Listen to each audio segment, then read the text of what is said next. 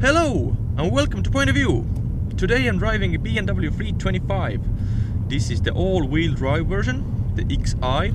It has the newer 3-liter petrol engine with 160 kilowatts. As you all know, BMW 3-liter cars are straight 6s, and it's a really silky smooth running engine. There are no vibrations.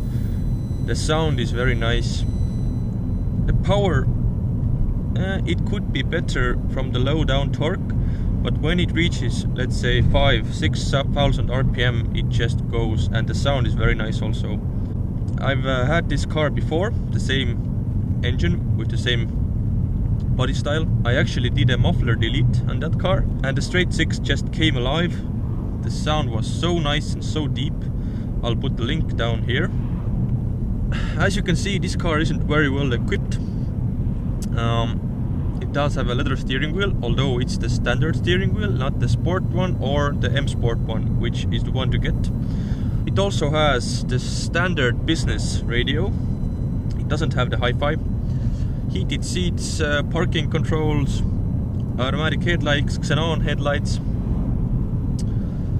And yeah, that's about it. The seats are cloth and they aren't even sport seats.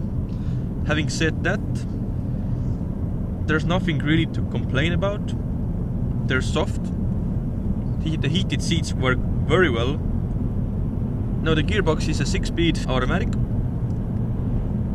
It's not the fastest gearbox in the world, but it's smooth, and in city driving it beats the DSG gearbox all day long. If you floor it, there is a kick down mode, and the gearbox changes gears down as much as possible, so you can get most out of the engine. Steering feel, driving feel, regular BMW. Steering is a bit too heavy. Some people like it, and you will get used to it. It's not a problem per se, but coming from an Audi or a Volkswagen or anything like that, even a Lexus, the steering is really heavy. The oomph is perfectly fine in this car. 160 kilowatts is perfectly fine, although I would opt for the 330 if your budget allows it, because it's basically the same engine but with more kilowatts. I think the pre-facelift was 190 kilowatts and the facelift was 200 kilowatts, but all are based on the same N53 engine. Interior quality, regular BMW, nothing to complain about. There are no rattles in this car, although this is a 2007 model. It's 10 years old, give or take. So yeah, it's held up really nicely. Now this particular car is riding on 16-inch winter studded tires. When buying this car, I suggest you to get bigger wheels, because it sort of seems like this car is riding on really small, I don't know, kiddie toy wheels, something like that. Anyway, for this car, 17-inch and up is basically a must. 16-inch will be softer, but having said that, they just look awful.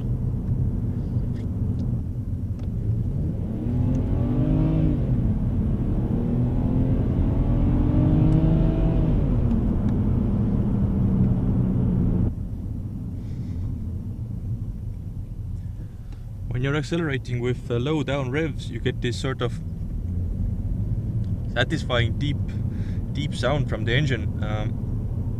It's characteristic for the straight 6 BMW engine. I wouldn't change it for any diesel, but having said that, the diesels are also very good. So yeah, the choice is basically yours. If you want to save some petrol, get the diesel version, 330D. It's very good. Or if you like the sound and you don't like rattling, get the petrol version.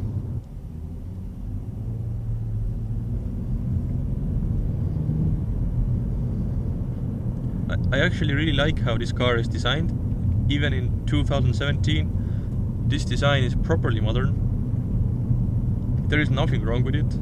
With the M package and some nice wheels, it's a real pretty car. Fuel consumption isn't great. I've been driving this car for 60 kilometers, mostly city driving, and I'm averaging 15 liters per 100 kilometers. That's just what you get with cold starts, short trips, and a big engine. But if you drive this car slowly and economically, you should be able to average something around 10 maybe. I think that's reasonable because it has an automatic all-wheel drive, a big petrol engine. Yeah, it's basically all the key ingredients to high fuel consumption. The cabin noise is very low also. There is some tire roar and the slided tires make some noise, but having said that, wind noise is minimal. Yeah, it's very quiet in here. A cheap E90 you can get around 7,000 euros with this engine. So yeah, it's a bargain actually. And you don't lose on tech either. If you get a good, well-optioned car, you have all the things you could ask for. Right now, I wish I had the M-Sport steering wheel, the sport seats, which are perfect. The navigation I don't miss because that's the old system, and although it's nice to have, you don't use it that much, and the iDrive systems from that era weren't that good. The newer ones are perfect, but the old ones with the E60 and the E90, yeah, they were sluggish and they weren't very intuitive. I would like the professional radio with the Logic 7 hi-fi system, the best one they offered for this car, and I think till this day I think it was the best stereo system I've ever heard in a car. And I'm comparing it to Burmeisters in Porsches, Bang & Olufsens in Audis, Harman Kardons in the newer BMWs. That Logic 7 in my 2006 325i was the best sound system I've ever heard. Now, sitting at the back. This is my driving position. Plenty of room back here, no problem whatsoever, unlike the Lexus IS. Very nice. Headroom is good. Quality is good. You have the handrest back here also. As you can see, even the cloth interior actually feels solid. You really can't compare it to cheaper car cloth interiors. The design, all in all, very pretty, very modern.